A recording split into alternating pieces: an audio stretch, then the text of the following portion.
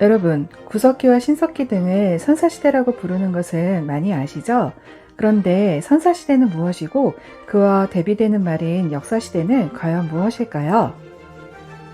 선사시대는 문자가 없어 기록이 없으니 유물과 유적으로만 그 시대를 알아볼 수 있는 시대입니다. 보통 선사시대는 구석기, 중석기, 신석기, 청동기, 초기 철기 시대까지를 포함합니다. 역사시대는 문자가 있어서 기록이 있기 때문에 과거의 역사를 현재 남아있는 역사서나 문자 기록으로 좀 더 명확하게 알아볼 수 있는 그런 시대입니다.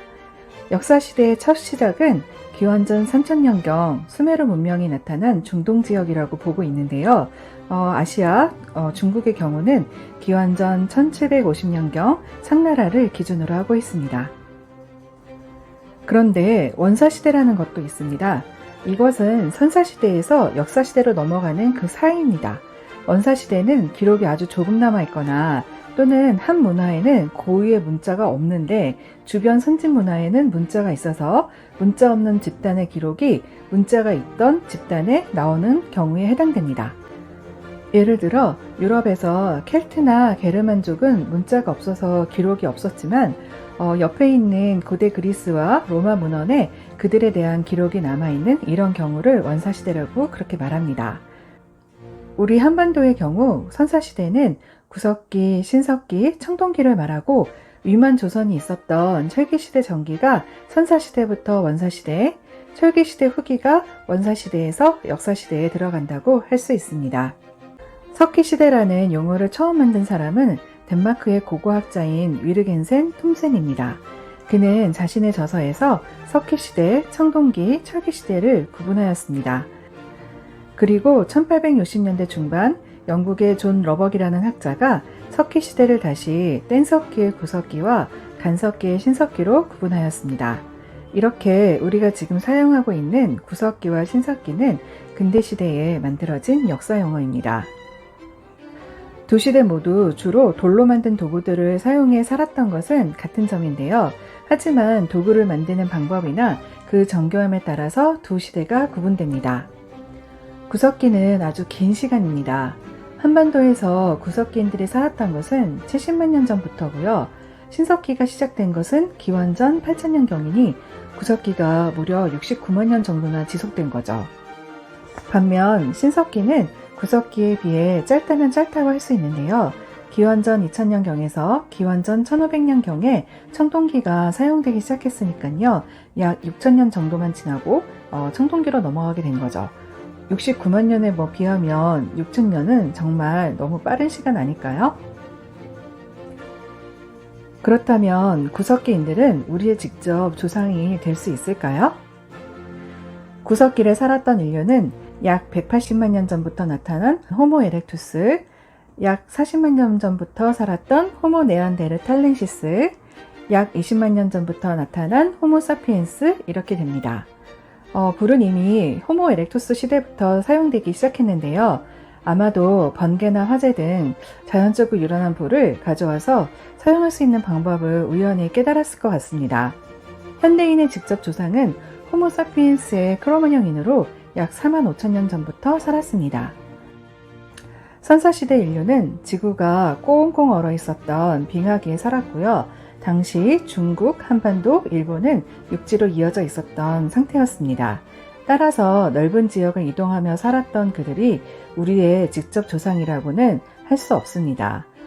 빙하기가 끝나고 해수면이 올라가 한반도의 모양이 나타나고요. 한 곳에 머물러 살았던 정착 생활이 나타난 신석기 인류부터 청동기 사람들이 우리의 직접 조상이라고 할 수 있을 것 같습니다. 이제 구석기 사람들의 의식주를 알아보겠습니다. 우리는 그때 사람들이 중요했던 순서대로 알아보려고 하는데요. 바로 시, 주, 의 그런 순서입니다. 구석기 시대 먹을 것을 해결하는 방법은 바로 사냥과 채집입니다. 여기저기 이동하다 먹을 것이 풍부한 장소를 발견하면 과일 같은 나무 열매, 풀 이런 것들을 채집해서 물고기와 짐승을 사냥하고 그렇게 해서 고기를 얻고 채소를 먹으며 살게 됩니다. 우연히 불을 얻게 된 인류는 화식, 즉 불에 음식을 익혀 먹게 되면서 엄청난 변화를 겪게 되는데요. 질긴 날고기를 먹지 않아도 되니 턱은 점점 퇴화되고요. 그러니 뼈는 지금의 모습과 비슷하게 진화하게 됩니다. 또한 풍부한 단백질을 섭취하니까 지능도 발달하게 되는 거죠. 구석기의 생활은 단순합니다. 어떻게 해야 굶지 않고 먹고 살 것인가? 또 어떻게 해야 사나운 짐승에게 내가 먹히지 않을 것인가? 이 둘을 한 방에 해결해 주는 것이 바로 불입니다. 불을 사용해 고기를 익혀 먹고 밤이면 불을 피워서 짐승의 습격을 막았으니까 불은 인류 생존에 있어서 정말 없어서는 안 될 최고의 선물이었던 거죠. 그만큼 중요하니까 그리스 신화에서도 인간에게 불을 주었던 프로메테우스가 제우스한테 엄청난 벌을 받는 그런 이야기가 나오는 거겠죠? 죽지 않는 몸인 불멸의 프로메테우스는 매일 독수리에게 간을 쪼아 먹히는 엄청난 고통을 벌로 받게 되는데요. 다음 날이면 멀쩡하게 간이 또 만들어지니까 정말 이 고통은 영원히 끝나질 않는 거죠. 이렇게 괴로운 세월을 보내다가 프로메테우스는 이후 영웅 헤라클레스에 의해서 간신히 자유의 몸이 됩니다. 다시 한반도의 구석기로 돌아옵니다.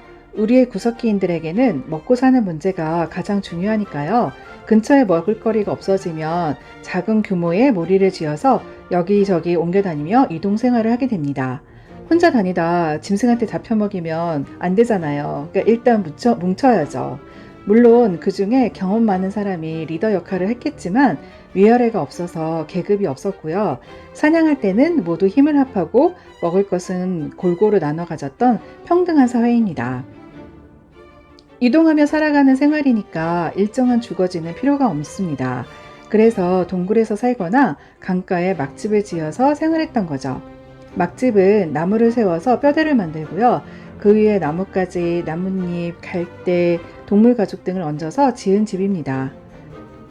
강의 옆에 있어야 물도 마실 수 있고 물고기도 잡을 수 있고 또 짐승들도 물을 마셔야 되니까 이곳에 가까이 오겠죠? 그러니 사냥하기도 쉽습니다. 그러니 물 근처에 사는 것이 당연한 선택인데요. 그래서 구석기 유적은 대부분 강을 끼고 있는 내륙 지방에 위치합니다.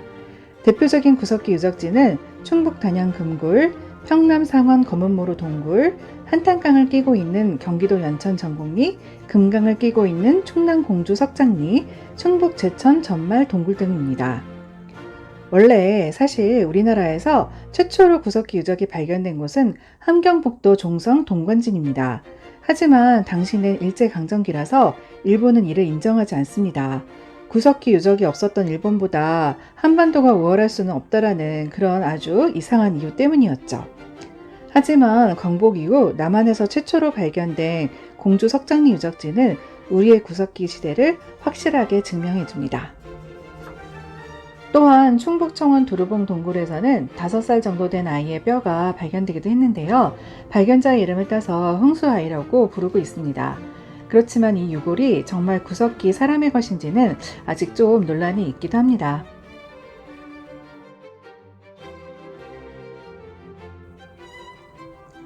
사실 이 시대에는 의생활이 딱히 중요한 게 아니었거든요. 처음에는 주변에 있는 풀하고 큰 나뭇잎 이런 거 이용해서 대강 옷처럼 입었었는데요. 하지만 점점 날씨가 추워지고 그러니까 두꺼운 옷이 필요할 수밖에 없던 거죠. 그래서 사냥을 하고 그렇게 얻은 그 짐승 가죽 있잖아요. 그거를 몸에 둘러 옷으로 입게 됩니다. 빙하기에는 가죽옷이 추위를 막는데 아주 괜찮은 아이템이었을 것 같습니다. 강가에 살던 구석기인들 눈에 보인 것은 바로 주변에 엄청나게 널려있는 자갈, 돌들입니다. 그러니 이것을 이용해 도구를 만들기 시작했던 거죠. 구석기의 도구는 돌을 깨트리거나 조각을 내어서 날카롭게 다듬은 뗀석기들입니다. 뗀석기를 만드는 방법은 돌을 직접 서로 두들겨서 만드는 방법, 아니면 단단한 뼈나 뿔, 나무 등을 쐐기처럼 이용해서 돌을 가르는 방법 등이 있었습니다. 뗀석기의 가장 대표적인 유물이 바로 주먹도끼입니다. 그 유명한 주먹도끼 다 많이 들어보셨죠? 주먹도끼는 한쪽은 둥글게 해서 한 손에 딱 들어오게 만들고요. 다른 쪽은 날카롭게 만들었거든요. 주먹도끼 하나로 고기를 자르고 사냥도 하고 가죽도 벗기고 정말 여러 가지 용도로 다 사용했던 만능 도구입니다. 그래서 주먹도끼를 현대인들은 일명 구석기의 맥가이버 칼, 구석기의 스마트폰 등으로 이렇게 부르기도 합니다. 특히 전곡리에서 발견된 주먹도끼는 역사적으로 엄청난 의미가 있습니다. 원래 양날 형태를 가진 아슐리안형 주먹도끼는 유럽과 아프리카에서만 먼저 발견되었거든요. 그래서 모비우스 교수라는 사람이 이것 봐라, 우리 서양의 월상은 선사시대부터 결정되어 있었다 라면서 아주 줄기차게 주장을 했었던 거죠. 하지만 우리 땅에서 주먹도끼가 발견되면서 이 이론은 완전히 깨지고 세계사를 다시 쓰게 됐습니다. 완전 사이다죠. 전곡리 주먹도끼가 발견된 것은 정말 우연이었습니다. 우리나라에 와 있었던 주한 미군 병사 그렉 보웨는 여자친구와 함께 한탄강에서 데이트를 하고 있었는데요. 그의 눈에 이상한 돌 하나가 들어온 거죠. 어라? 이게 뭐지? 하면서 집어던 들이 심상치가 않았습니다. 그래서 그는 이것을 정밀 조사하도록 그렇게 의뢰했고요. 이것이 바로 동아시아 최초로 발견된 주먹도끼로 판명됩니다. 그런데 그렉 보웨는 어떻게 그것이 특별한 돌인 줄 알아봤을까요? 바로 그의 전공이 고고학이었거든요. 세상에 고고학을 전공한 미국 병사가 먼 한국에 와서 여자친구를 만나서 강가에서 데이트를 하다가 주먹도끼를 보고 그걸 알아봤다. 와, 정말 우리에게는 너무나 고마운 운명 같은 우연입니다. 구석기 도구에는 주먹도끼 이외에도 사냥도구인 집게, 찌르개, 이름만 들어도 벌써 사냥도구 같죠? 그 다음에 조리도구인 밀개, 동물 가죽 등을 분리했던 글개 등이 있습니다. 그 중에서도 중요한 것이 바로 승비찌르개입니다. 후기 구석기 시대에 만든 것으로 승배 부분에 나무 막대기를 연결해서 마치 창과 같이 만들었던 그런 도구였는데요. 구석기 시대 후반으로 갈수록 기후가 올라가고 맘모스나 그런 덩치 큰 짐승 이런 애들이 점점 사라지게 되니까 토끼, 여우, 사슴 이런 작고 날랜 동물들을 잡아야 되는 그런 상황이 됐던 거죠. 이런 애들을 어떻게 돌도끼로 잡겠습니까?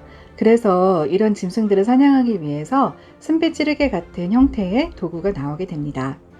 승비찌르개는 나무와 연결하여 활과 창으로 사용했기 때문에 서로 이었다 하여 이음 도구라고도 부릅니다. 우리는 구석기와 신석기로 이렇게 구분하고 있지만 그렇다고 구석기 사람들이 어느 날 아침에 일어나서 야, 오늘부터 신석기네 라면서 갑자기 다른 생활을 했을 리는 없습니다. 서서히 아주 느리게 발전해 가면서 신석기로 향하게 되는데요. 그 소요된 시간이 69만 년 정도니까 1년 다르게 변해가는 요즘에는 정말 상상할 수도 없는 그런 시간입니다. 물론 그 시기에 구석기 또한 전기, 중기, 후기라는 시간을 거치기는 하는데요. 가장 큰 차이는 전기에는 하나의 도구, 주먹도끼 같은 거를 여러 용도로 다양하게 사용한 거고요. 중기에는 하나의 도구가 하나의 용도로 사용됐다는 거, 밀개나 글개 이런 게 대표적이죠. 그리고 날씨가 따뜻해지고 신석기로 넘어가는 시기인 후기 구석기에는 석기를 잘게 다듬은 잔석기, 승배찌르기 이런 것들을 사용한 것입니다. 이렇게 오랜 시간이 지난 후 인류는 조금 더 발전한 시기인 신석기로 접어들게 됩니다. 여러분, 이렇게 듣기만 하시면 2% 부족하시죠? 그럴 때 바로 역사의 현장을 직접 방문해 흥미로운 시간여행을 즐겨보시면 어떠세요? 구석기 유적지가 발견된 전곡리에는 전곡리 유적지와 함께 선사시대를 체험할 수 있는 박물관과 선사체험마을이 있습니다.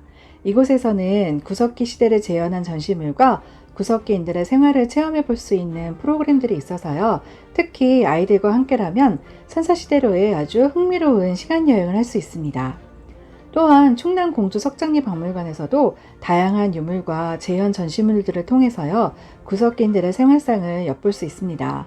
또 공주는 백제시대에는 그때 수도였던 웅진이었고 고려시대에는 망의 망소위의 난이 일어났던 곳이기도 하고요. 또 동학농민운동 당시 우금치 전투가 벌어진 그런 곳이기도 합니다. 그러니 공주에 가시게 되면 수십만 년을 아우르는 역사여행을 즐기실 수가 있는 거죠. 오늘은 구석기를 지나 인류의 획기적인 농업혁명이 발생했던 시기 신석기 시대로 떠나보겠습니다. 약 70만 년 전부터 시작된 구석기가 지나가고요. 세계적으로는 약 1만 년 전 빙하기가 끝나고 기온이 올라가면서 덩치가 큰 짐승들은 멸종하고요. 여우와 토끼, 이런 작고 날쌘 동물들이 많아졌습니다.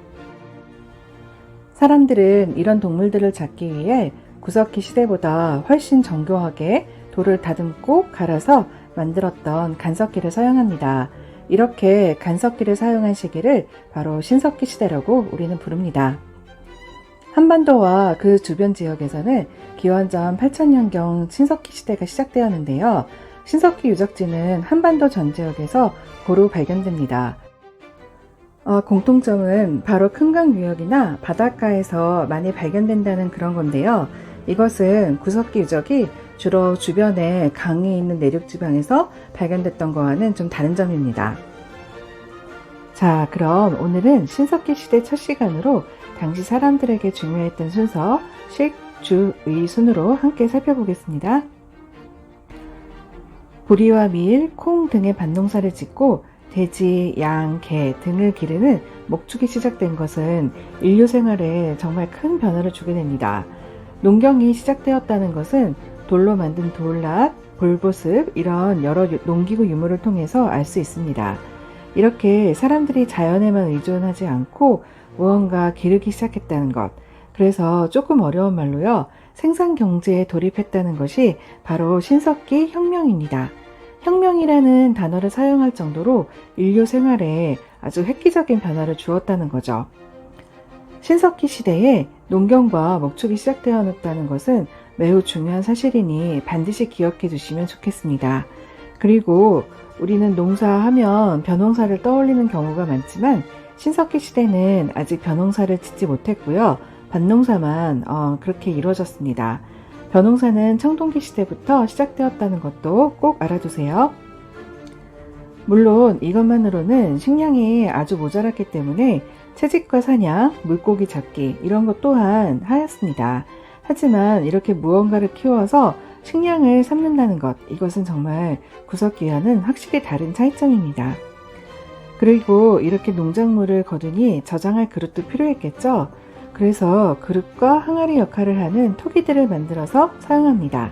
가장 대표적인 것은 빗살무늬 토기로 그에 대해서는 다음 시간에 알아보겠습니다. 농사를 짓기 시작하면서 농작물을 가꾸고 거둬야 하니 신석기 사람들은 떠돌며 생활했던 구석기와는 달리 오랜 기간 일정 장소에 머물며 생활하게 됩니다. 이게 바로 정착 생활인 거죠. 그리고 추운 겨울날에는 어떻게 해야 더 따뜻하게 지낼 수 있을까, 아마 이런 고민도 많이 했을 것 같습니다. 그래서 만들어진 것이 땅을 파고 내려간 반지하 형태의 움집입니다. 움집은 땅을 파 들어가서 기둥을 세우고 그 위에 지붕을 얹은 모양입니다. 땅보다 낮은 움집은 겨울에는 따뜻하고 여름에는 좀 더 시원했을 것입니다. 움집의 바닥은 보통 둥글거나 또는 모서리는 둥근 직사각형 모양이 많았는데요. 그리고 가운데 불을 피웠던 화덕이 있고 한쪽에 드나들 수 있는 출입문을 만들었습니다. 신석기 시대에는 식량과 물을 쉽게 얻을 수 있는 강가나 바닷가 이런 데 많이 살았는데요. 특히 바닷가 유적에서 눈에 띄는 것이 조개무덤, 즉 패총입니다. 바닷가에서 쉽게 얻을 수 있었던 조개를 익혀 먹은 다음에 날카로운 조개 껍질을 아무데나 버렸다가는 다치기 십상이었겠죠. 그러니 이 조개 껍질들을 한 곳에 모아버립니다. 바로 이 자리가 지금 조개 무덤이 된 거죠. 역시 우리가 괜히 분리수거를 잘하는 민족이 아닌 것 같습니다. 분리수거의 유전자도 무려 신석기 시대부터 우리에게 콕 박혀서 내려오고 있는 것 같네요. 구석기에 비하면 신석기 시대 사람들은 그야말로 패셔너블해졌다고 할 수 있는데요. 구석기 시대는 사냥한 동물의 가죽을 벗겨서 그냥 걸치는 그런 수준이었지만 신석기 시대 사람들은 이제 옷감을 만들어 옷을 짓기 시작합니다. 이 정도면 뭐 패셔니스타죠. 이런 생활을 했다는 것을 알 수 있는 유물이 바로 실을 뽑아주고 감아주는 도구, 가락바퀴, 또 옷을 지을 때나 그물을 만들 때 사용했던 뼈바늘입니다. 이렇게 구석기, 신석기처럼 문자가 없는 선사시대는 남아있는 유물로서 당시의 모습을 알 수 있습니다. 오늘은 신석기 시대 사람들이 사용했던 도구와 생활에 대해서 알아보겠습니다. 우선 신석기 시대는 농사를 시작한 신석기 혁명이라고 불리는 사건이 있었다는 거 꼭 기억해 두시고요. 그리고 뗀석기보다 정교하게 다듬고 갈아서 그렇게 만든 간석기를 사용한 시대라는 거, 이거 다시 한번 체크하면서 본격적으로 신석기 시대의 도구에 대해서 알아보겠습니다.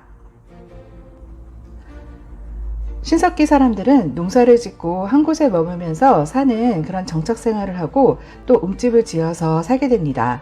이런 정착 생활을 하니까 여러 도구들이 필요하는 거죠. 간석기를 사용해서 창과 활을 만들어서 짐승을 사냥했고요. 그물과 작살, 뼈바늘 이런 걸로는 물고기를 잡고 그랬습니다. 그물에는 돌로 된 무거운 그물줄을 달아서요, 고기를 잡을 때 그물이 밑으로 가라앉게 하고 또 고기들이 도망가지도 못하게 그렇게 했던 거죠. 옷을 만들 때 사용했던 실을 자하는 가락바퀴도 신석기 시대의 대표적인 도구입니다. 가락바퀴는 가운데 구멍에 축을 꽂아서요, 회전력을 이용해서 실을 꼬아가지고 뽑는 그런 도구였는데요. 이렇게 만든 실로 뼈바늘을 또 이용해서 가죽이나 옷감을 꿰어서 옷을 만들어 입었던 거죠. 농사를 짓기 위한 다양한 도구들도 있습니다. 땅을 읽을 때는 돌갱이나 돌보스 같은 걸 사용했고요. 또 추수한 고식들과 도토리 등을 채집한 거를 갈판에다가 갈도를 이용해서 잘게 갈아가지고 음식을 만들어 먹었던 거죠. 그리고 토기를 만들어서 채집과 경작을 통해 모은 식량 이런 것들을 저장하거나 끓여 먹는 데 사용하면서요, 생활은 좀 더 안정되고 나아졌습니다. 이런 토기 중에서 가장 대표적인 것이 바로 빗살무늬 토기입니다. 토기에 금을 그어 무늬를 내고 구워서 지금 보아도 꽤 멋진 디자인이고 크기도 꽤 다양합니다. 그런데 그 생긴 모양을 보면 뭔가 좀 이상합니다. 분명히 항아리나 그릇처럼 쓴 것인데 왜 끝이 뾰족하냐는 거죠. 이렇게 생기면 세울 수가 없고 바로 엎어지는데, 그렇죠. 그것은 바로 신석기 사람들이 주로 큰 강이나 바닷가에 살았다는 것을 생각하면 왜 그렇게 만들었는지 알 수 있습니다. 정착지의 땅들이 무르거나 모래 등으로 되어 있으니까 그 땅에 뾰족한 모양의 빗살무늬 토기를 아주 콕 박아두면 아주 편리하게 사용할 수 있었던 거죠. 석기시대 사람들의 지혜와 센스가 대단합니다. 그 외에도 신석기 사람들은 이른 민무늬 토기, 덧무늬 토기 등을 만들어 썼는데요. 민무늬 토기는 아무 무늬가 없다는 그런 뜻인데 원래 이 민무늬 토기가 청동기 시대의 대표적인 토기거든요. 그치만 이렇게 신석기의 것은 이른 시대에 나왔다 해서 이른 민무늬 토기라고 구별해서 부르고 있습니다. 신석기 시대 사람들은 혈연을 위주로 한 시족사회를 이루고 살았는데요. 경험 많은 연장자가 리더가 되기는 했지만 그렇다고 서로 신분이 다른 건 아니었습니다. 계급 없이 함께 농사도 같이 짓고 수확한 것도 똑같이 나누는 평등사회였던 거죠. 구석기에 이어서 신석기까지는 다 같이 평등했던 평등사회였다는 것도 꼭 기억해 두시고요. 이 당시에도 가족이나 가까운 친척끼리는 결혼을 하지 않았던 그런 사회였죠. 이런 걸 이제 조개혼, 즉 다른 시족 사람들과 결혼을 하는 걸 말하는데요. 이렇게 이제 살다가 인구가 많아져서 몇 개의 시족이 같이 모여서 살기 시작하면은 보다 큰 마을을 이루는 부족 사회가 됩니다.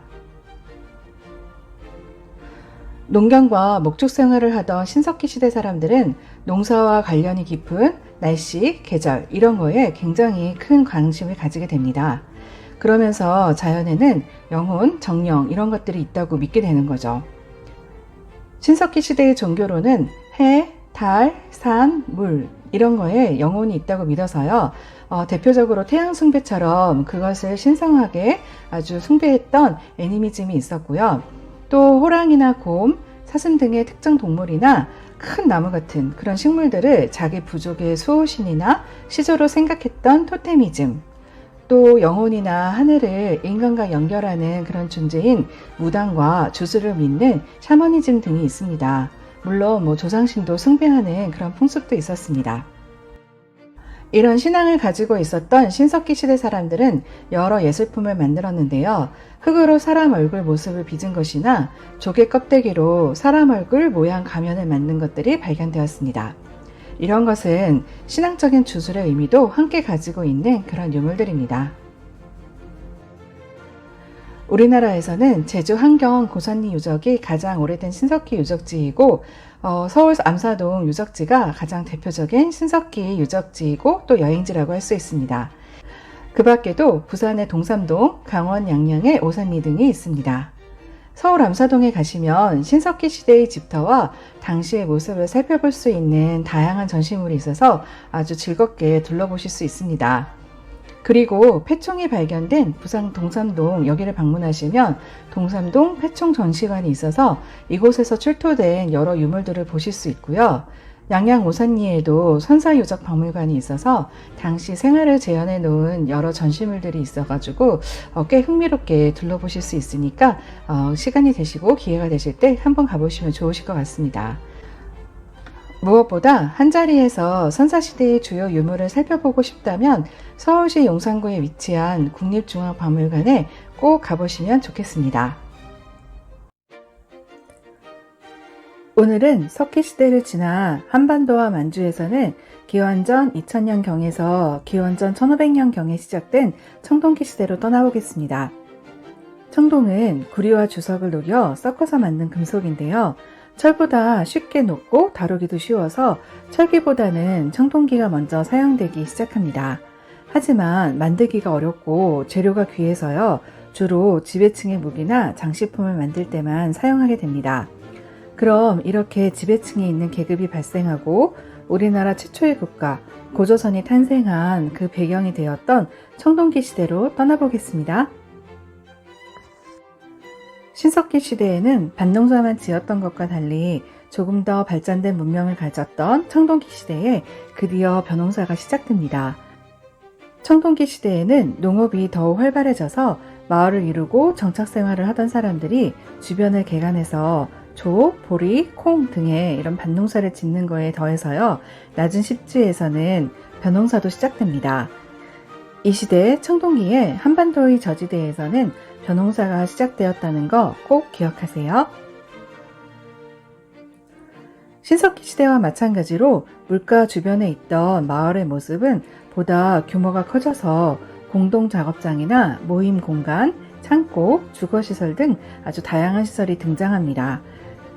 집터는 대체로 직사각형 모양으로 반지하 형태였던 신석기 시대의 웅집과는 달리 점차 지상가옥으로 바뀌게 됩니다. 청동기가 나오기는 했지만 워낙 귀한 금속이라 주로 지배층의 무기와 장신구로만 사용됩니다. 또 농기구로 사용하기에는 너무 무른 금속이라서요. 이때도 농기구와 생활도구는 석기시대와 마찬가지로 간석기와 나무로 만든 것을 이용합니다. 땅을 일굴 때 사용했던 돌보수처럼 나무에 석기들을 연결해서 여러 도구를 만들었던 거죠. 청동기의 대표적인 도구로는 바로 반달 돌칼이 있습니다. 반달 돌칼은 추수를 할 때 이삭을 자르는 도구로 사용되었고요. 또 청동기 토기 중에 가장 대표적인 것이 아무런 무늬가 없는 민무늬 토기였습니다. 이거 민무늬 토기는 손잡이가 달려있는 미송리식 토기가 유명합니다. 같은 무늬가 없는 토기라도 신석기의 것은 이른 민무늬 토기, 청동기의 것은 민무늬 토기라고 부른다는 거 잊지 마시고요. 민무늬 토기는 쓰임새에 따라서 아주 다양한 형태로 만들어집니다. 농경의 발달로 생산력이 증가하면서 남는 농산물, 즉 잉여 생산물이 생깁니다. 바로 이런 남는 것들을 차지하는 힘이 센 사람들이 등장하고요. 개인이 가지는 사유재산이 나타나죠. 그러면서 높은 사람, 낮은 사람이 구분되는 계급, 가난한 사람과 부자가 구분되는 빈부격차가 생기게 됩니다. 청동기 시대의 이런 지배자들을 바로 군장이라고 불렀습니다. 군장처럼 청동제 무기를 차지한 지배 계급은 더욱 강한 힘을 가지게 됩니다. 이런 군장들은 청동제 무기를 이용해서 주변 부족들을 공격해 전쟁이 더욱 빈번해지고요. 싸움에 진 부족을 노예로 삼는 그런 정복 전쟁을 더욱 활발하게 합니다. 점점 더 힘이 강해진 군장은 하늘의 자손, 즉 자신은 천손이라는 사상을 내세우면서 주변 부족들을 통합해 갔고요. 이렇게 규모가 커지면서 마침내 국가가 탄생하게 되는 거죠.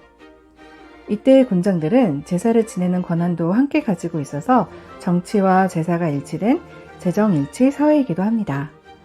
이런 청동기 시대를 배경으로 우리 역사상 최초의 국가인 고조선이 출현하게 됩니다. 당시 지배층의 권력과 부를 상징하고 보여주는 유물이 바로 고인돌입니다. 위에 올라가 있는 덮개돌은 수십 톤에 달하는 것도 있거든요. 이런 것을 움직이려면 정말 많은 사람들이 동원될 수밖에 없는 거죠. 그러니 지배계급이 그만큼의 강한 힘을 가졌었다는 것을 알 수 있습니다. 우리나라는 세계에서 가장 많은 3만 기 이상의 고인돌이 발견되어 있고요. 고창과 광화의 고인돌은 유네스코 세계문화유산으로 지정되어 있기도 합니다. 또 고인돌 이외에도 당시 무덤으로 돌로 관을 만들었던 돌널 무덤도 있습니다. 비파형 동검은 청동기의 대표적인 유물입니다. 칼 모양이 중국 악기 비파를 닮았다고 해서 비파형 동검이라고 부르는데요. 이것은 한반도와 만주 일대에서 출토가 되었고요. 고인돌의 분포와도 비슷합니다. 그래서 이 일대가 당시 같은 문화권인 고조선의 범위였음을 보여주는 아주 중요한 두 유물입니다. 그 밖에 청동으로 만든 거친 무늬 거울, 태양의 햇살 모양인 8개의 방울이 달려있는 팔주령 등도 청동기의 대표적인 유물입니다.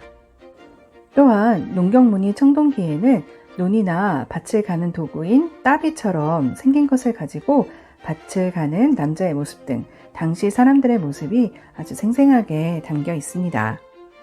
농사가 당시 중요 생활수단이었던 것은 고령 양전동의 알터 바위 그림, 여기에 그려져 있는 원, 직사각형, 밭전자 무늬를 보아도 알 수 있습니다.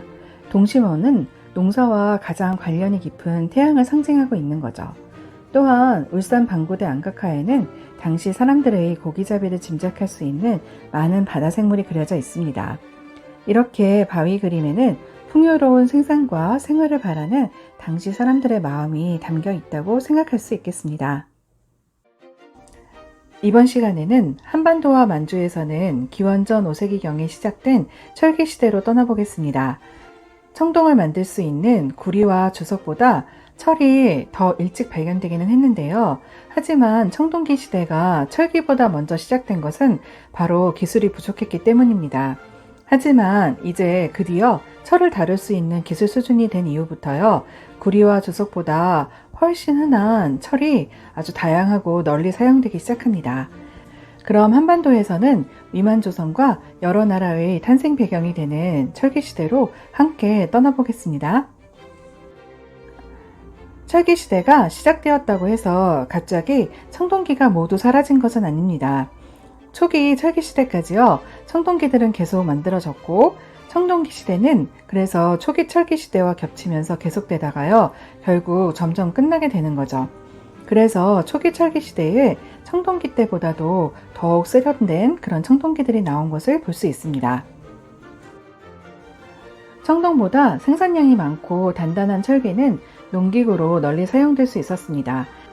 드디어 돌로 된 농기구에서 벗어난 거죠.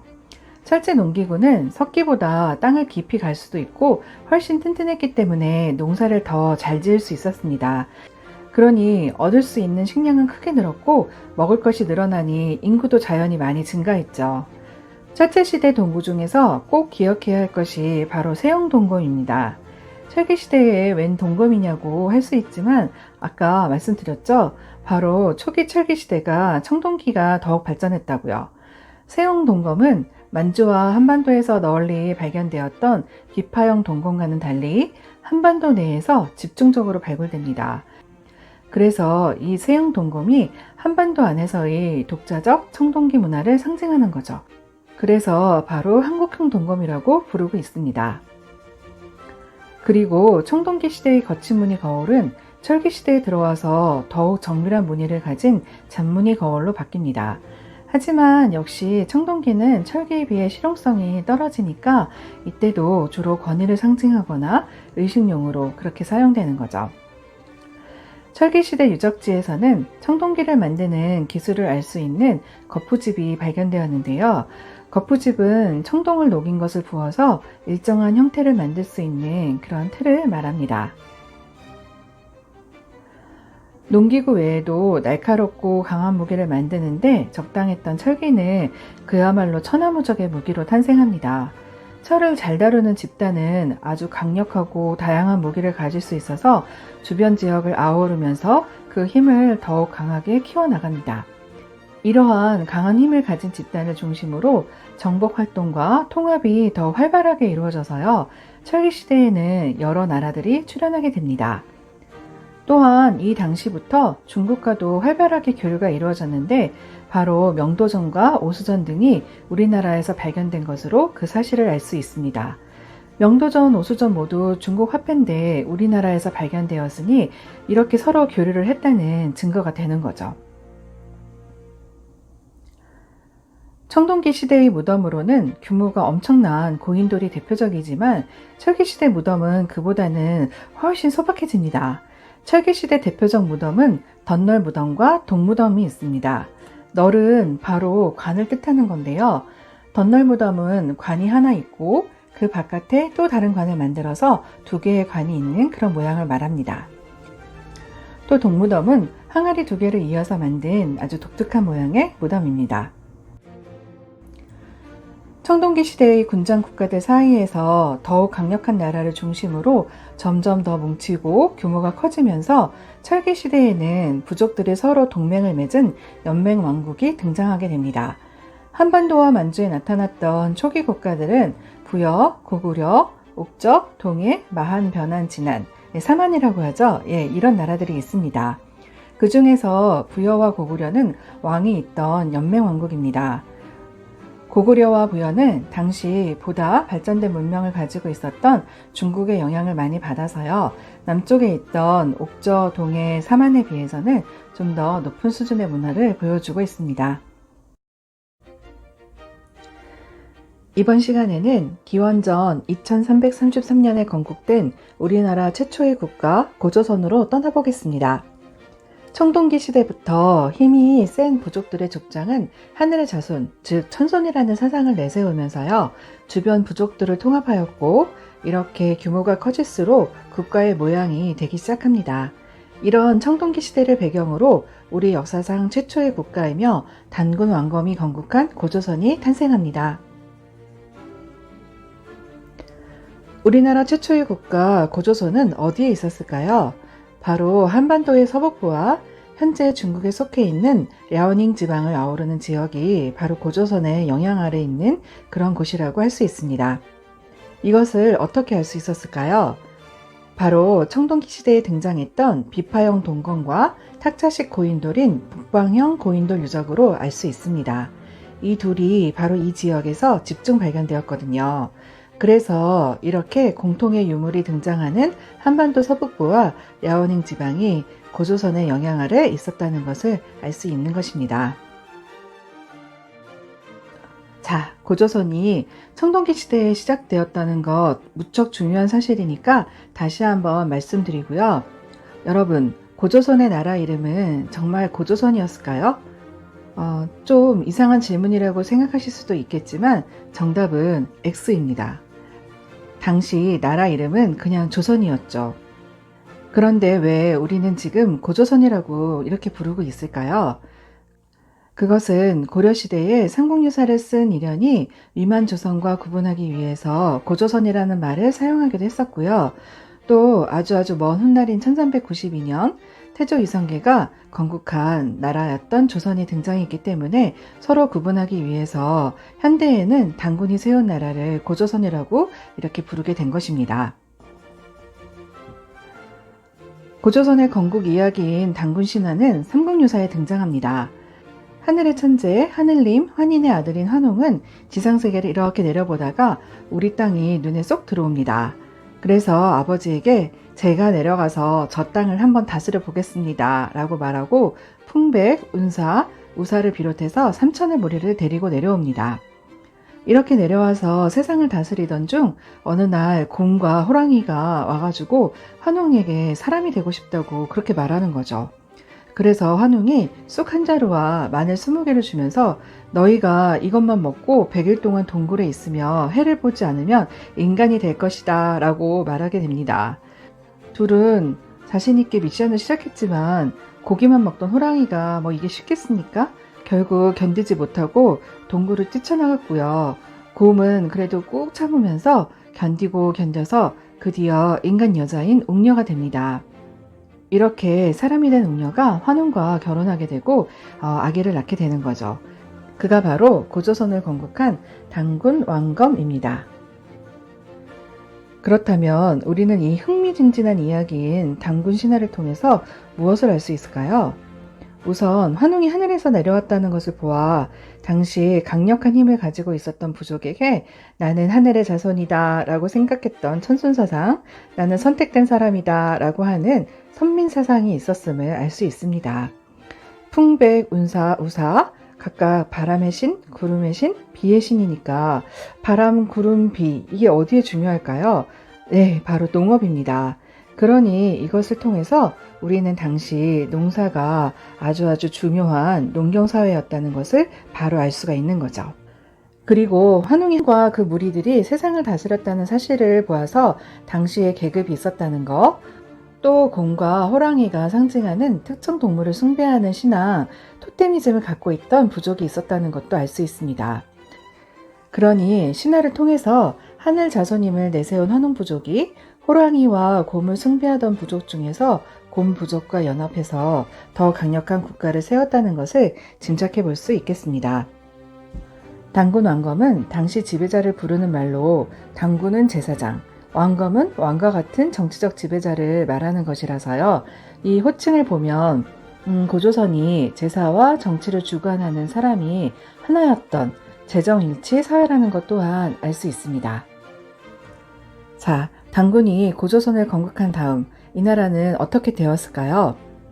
고조선은 요령 지방을 중심으로 점차 커나가면서 주변의 족장사회를 통합하고 점점 한반도 지역까지 세력을 확대합니다.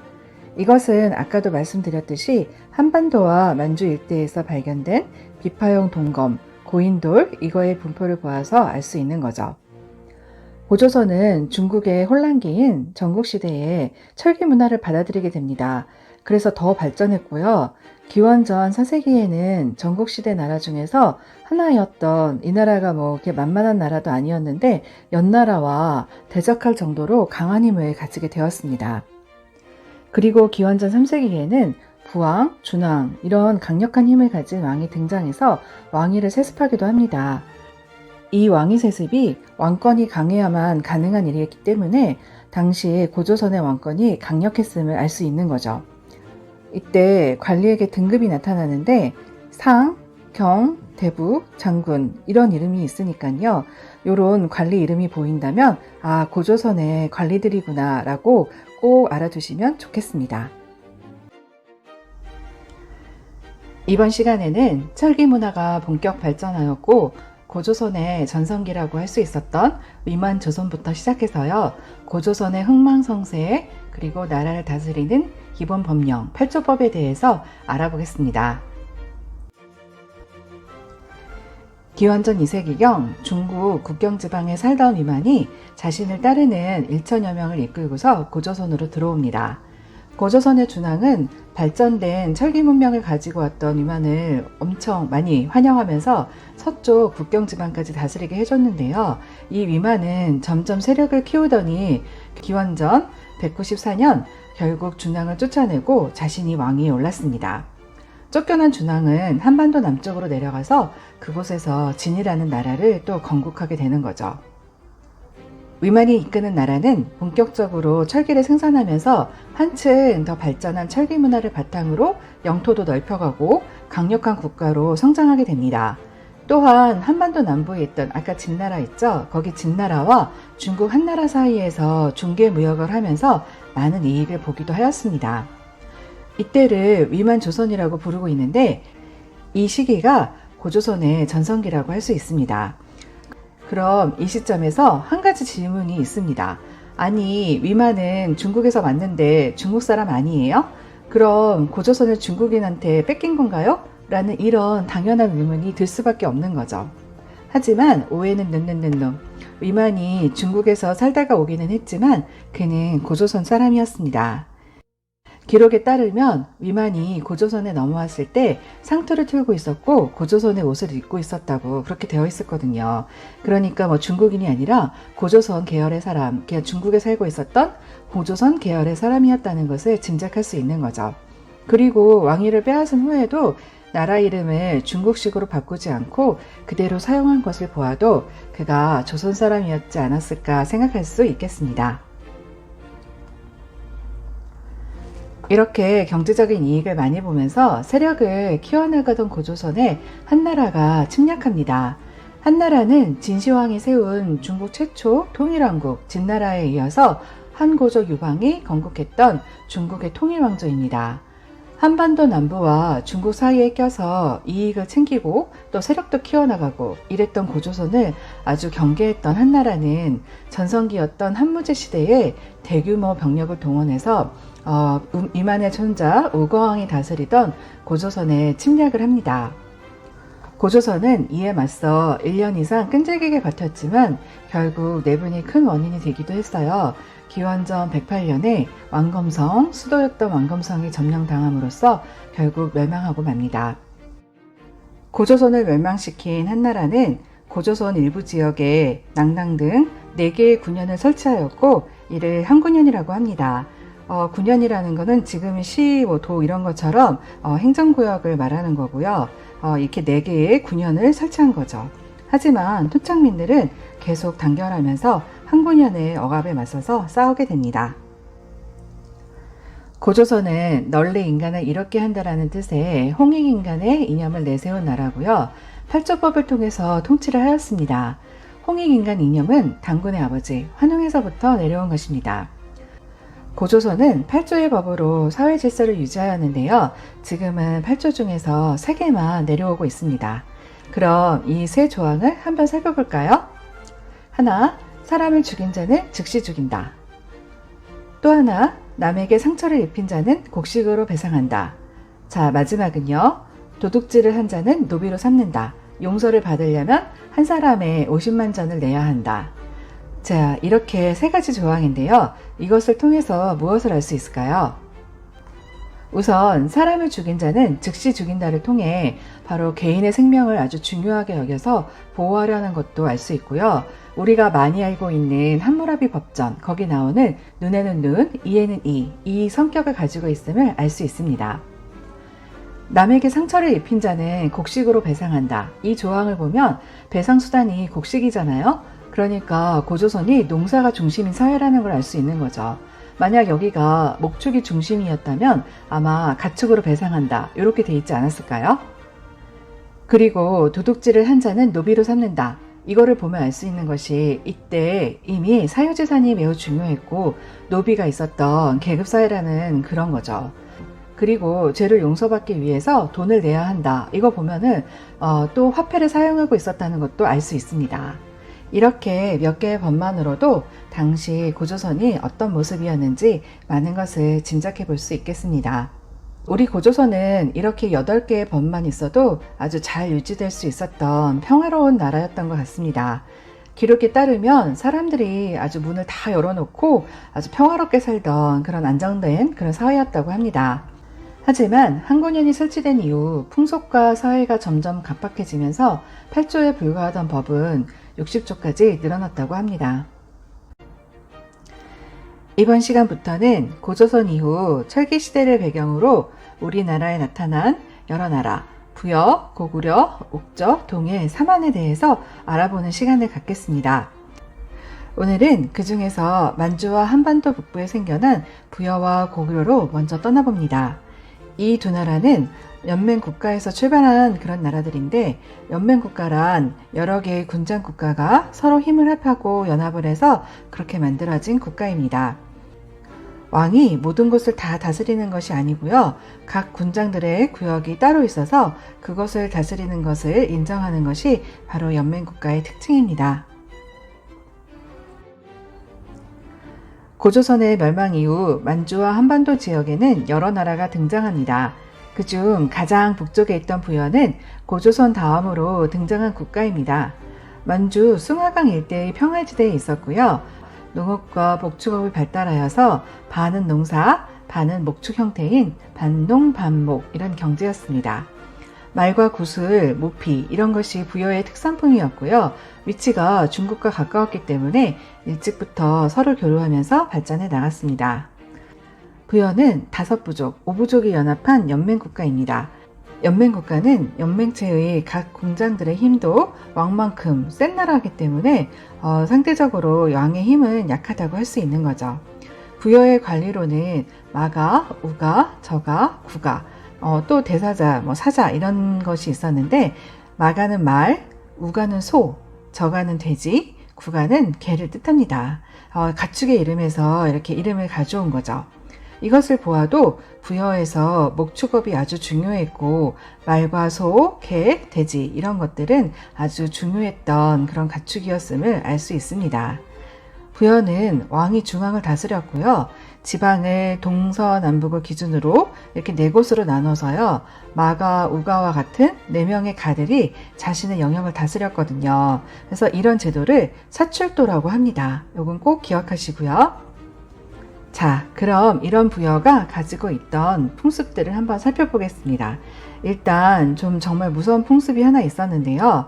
왕이 죽으면 사후 세계에서도 그를 모실 부인하고 화인이 필요하다고 생각했기 때문에 이들을 같이 그냥 무덤에 묻는 그런 순장 풍습이 있었습니다.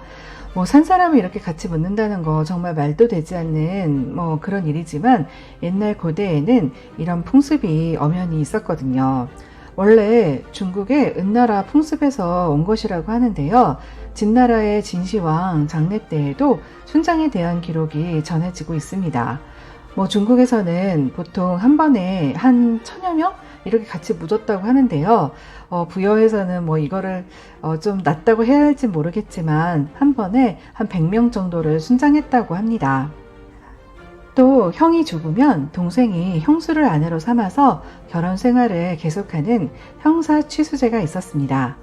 이것은 전쟁이 많았던 유목민족의 그런 특징이기도 한 그런 풍습입니다.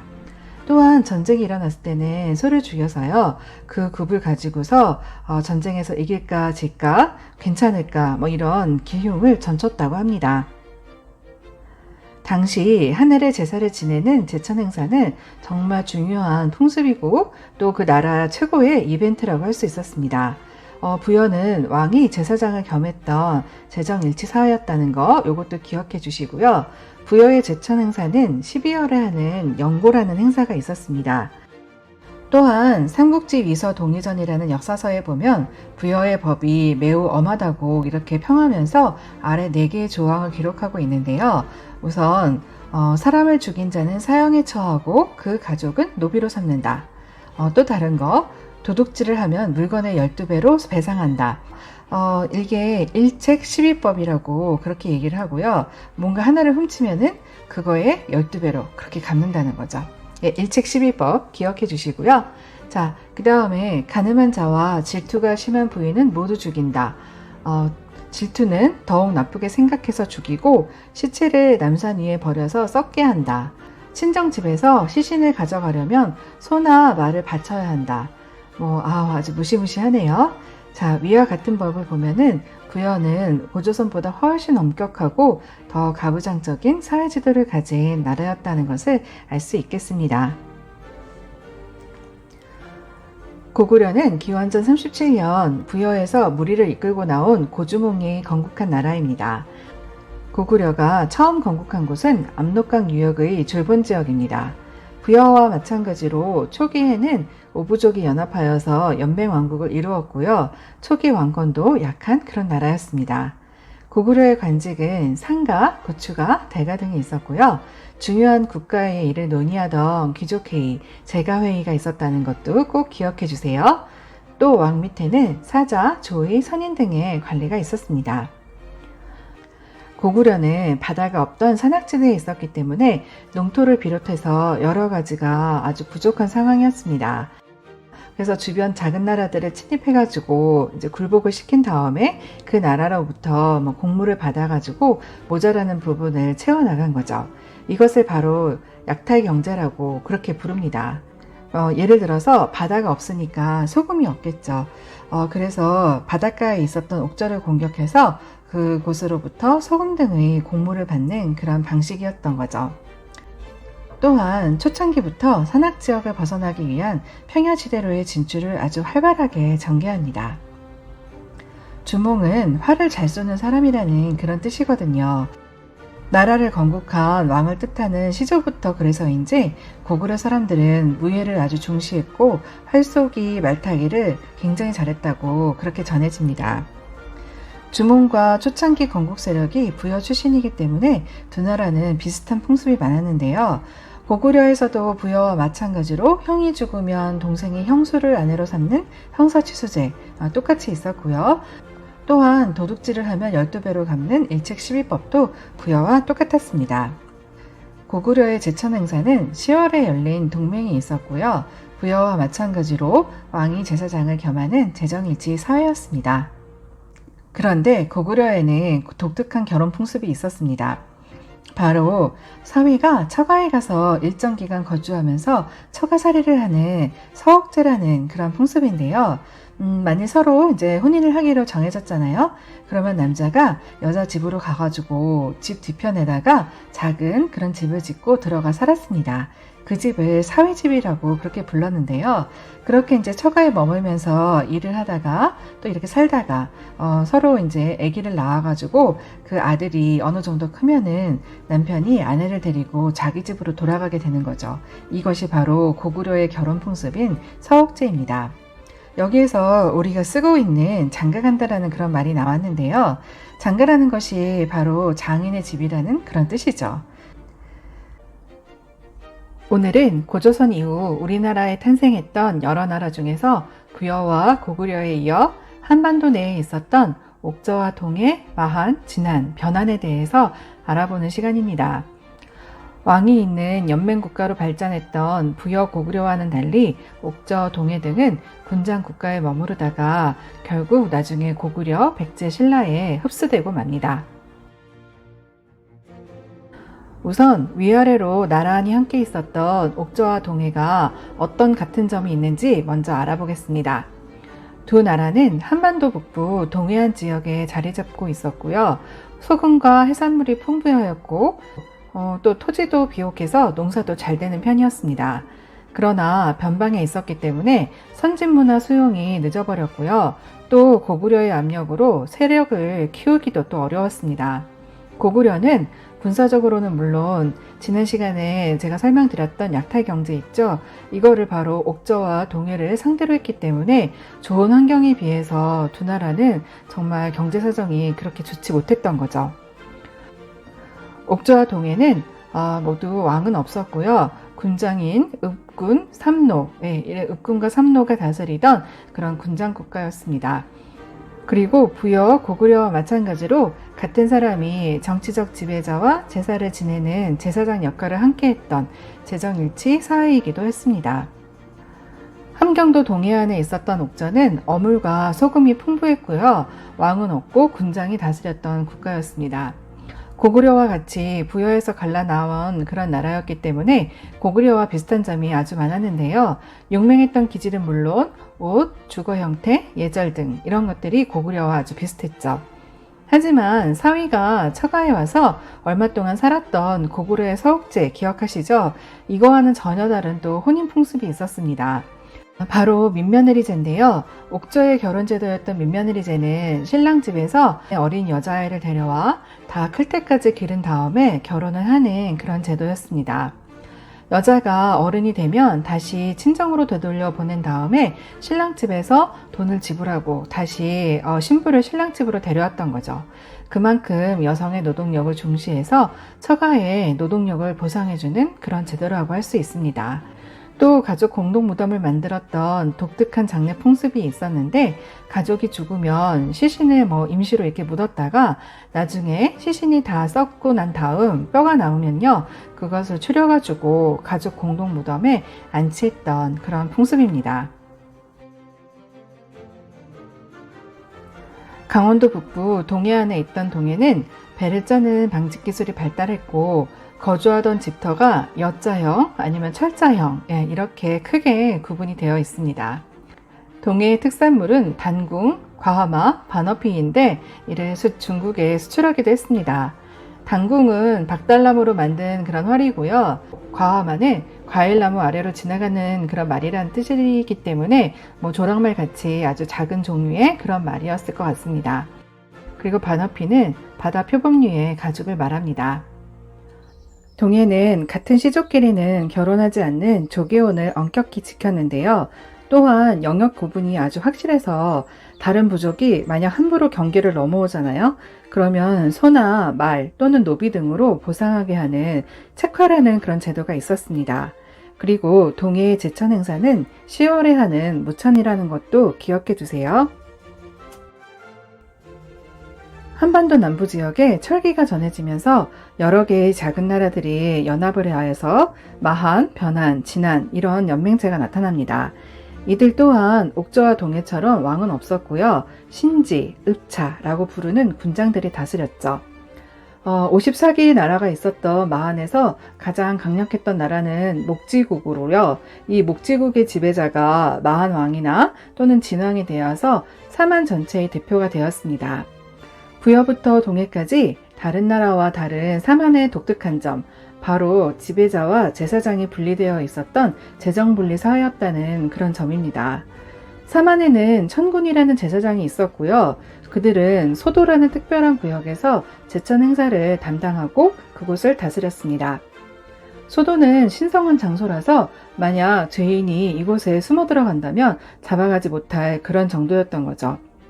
나무로 쇠를 조각해서 장대 끝에 꽂아 세웠던 솥대 많이 보셨죠? 이게 바로 수호신이나 성스러운 지역을 상징하는 그런 표시입니다. 철제 농기구도 발달하고 기후도 좋았던 사만 지역에서는 벼농사가 아주 발달하는데요. 벼농사를 짓고 저수지도 많이 만들고 또 농경이 중심인 사회답게 씨 뿌리기가 끝난 5월에는 수린날, 추수를 마친 10월에는 계절제 이렇게 2번 하늘의 제사를 지냈습니다. 또한 두레라는 공동노동 조직을 만들어서요. 서로 농사일 등을 도와주는 그런 좋은 제도도 있었습니다. 변화는 철이 풍부해서 낭난과 외에 수출하였고요. 교육할 때는 철을 화폐처럼 사용해서 덩이쇠 등을 이용하였다고 합니다. 철기 문화가 발달하면서 사만 사회에서도 변화가 일어났고요. 고구려에서 내려온 백제 세력이 점점 커지면서 마한 지역이 이곳에 통합됩니다. 또한 낙동강 유역의 변한 지역에서는 가야가 생기고 또 진안 지역에서는 신라가 성장합니다. 이렇게 사만 지역은 백제, 가야, 신라의 바탕이 되었습니다. 자, 그럼 부여부터 사만까지 각 나라의 특징을 보기 좋게 정리한 표를 프린트물에 함께 넣어둘 테니까요. 꼭 아래 설명에 링크되어 있는 지오세TV의 블로그를 확인 부탁드리고요. 끝으로 중요 포인트인 제천 행사를 쉽게 외울 수 있는 문장 하나 소개해드리고 마치도록 하겠습니다. 바로 부영이는 고동을 좋아해서 동무들과 삼계탕에 넣어 먹었어요 라고 그렇게 이제 알아두시면 되는데요. 부여의 영고, 고구려의 동맹, 동해의 무천, 사만의 계절제를 뜻하는 거니까 이렇게 외워두시면 쉽게 기억하실 수 있지 않을까요?